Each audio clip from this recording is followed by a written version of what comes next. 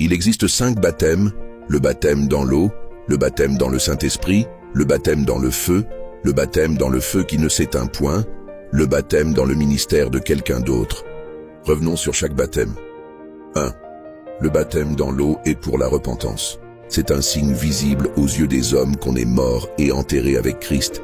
C'est une image de repentance.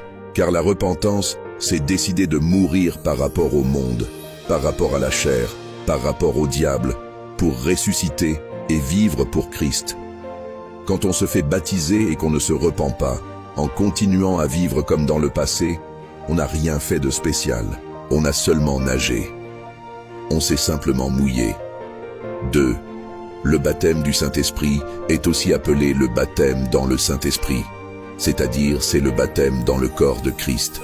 C'est le type de baptême qui nous introduit comme membres du corps de Christ. C'est le baptême qui nous fait marcher avec Jésus. Durant ce baptême, on peut se retrouver avec certains dons spirituels, comme le parler en langue, la prophétie, le discernement, la sagesse, etc. C'est à ce niveau que le Saint-Esprit vient vivre en nous et activer certains dons qui vont opérer à un certain niveau de puissance. Mais un niveau qui ne sera pas assez efficace pour certaines réalités du monde spirituel. C'est pourquoi ce baptême doit s'associer au baptême du feu. 3. Le baptême du feu, c'est le baptême qui amplifie les dimensions des dons spirituels pour les rendre très puissants, pour leur donner un autre poids spirituel d'un degré plus élevé. Même leur parler en langue dégage une puissance incroyable dès la première seconde.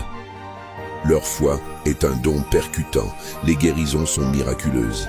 Les miracles se font partout, il n'y a pas de limite. Et ce type de baptême se prépare dans le feu des épreuves. Donc c'est un baptême préparé aussi par une série d'épreuves qui ont pour but de développer la discipline personnelle, la dépendance à Dieu, la foi en toutes circonstances, l'esprit de sacrifice, la compassion pour les autres, la profondeur avec Dieu. C'est pourquoi les hommes de feu sont très souvent des hommes de profondeur.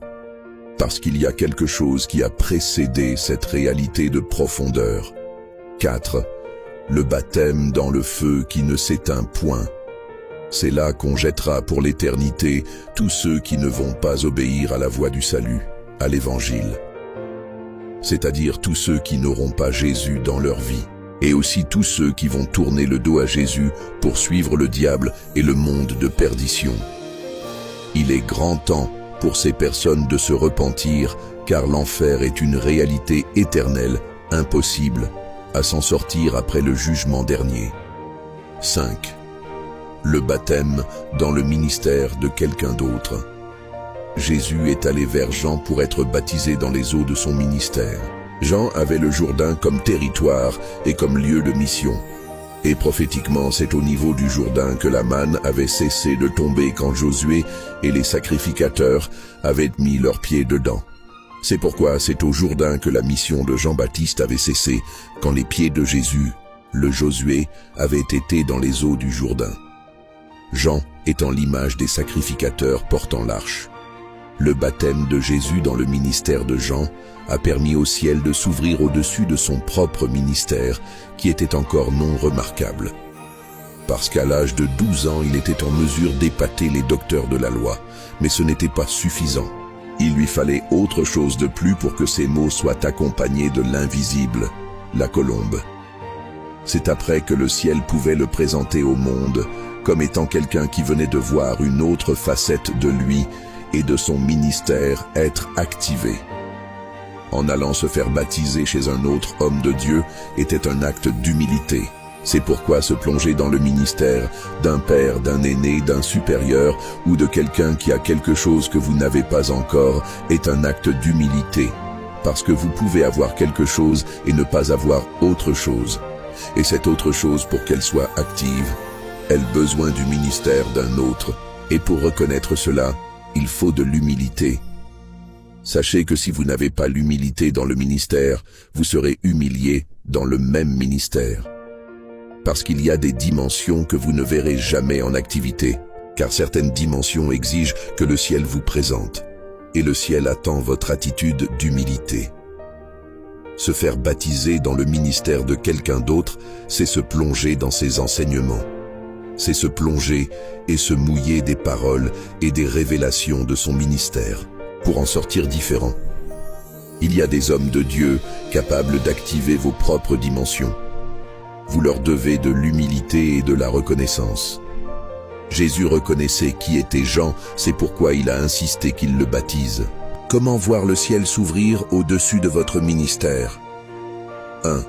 Avoir de l'humilité envers le ministère que Dieu veut utiliser. 2. Avoir de la reconnaissance envers ce ministère. 3. Comprendre que c'est une voie d'ouverture du ciel sur vous, et que même la colombe, c'est-à-dire la nouvelle dimension, attend cette attitude d'humilité et de reconnaissance. Sachez que quand le ciel est ouvert sur vous, vous n'aurez pas besoin de vous présenter, le Père lui-même se chargera de le faire. Vos méthodes ne vous présenteront point, seule votre humilité, votre reconnaissance et votre obéissance à Dieu. Au nom de Jésus, que Dieu active votre nouvelle dimension aujourd'hui. Aubin, l'aviseur.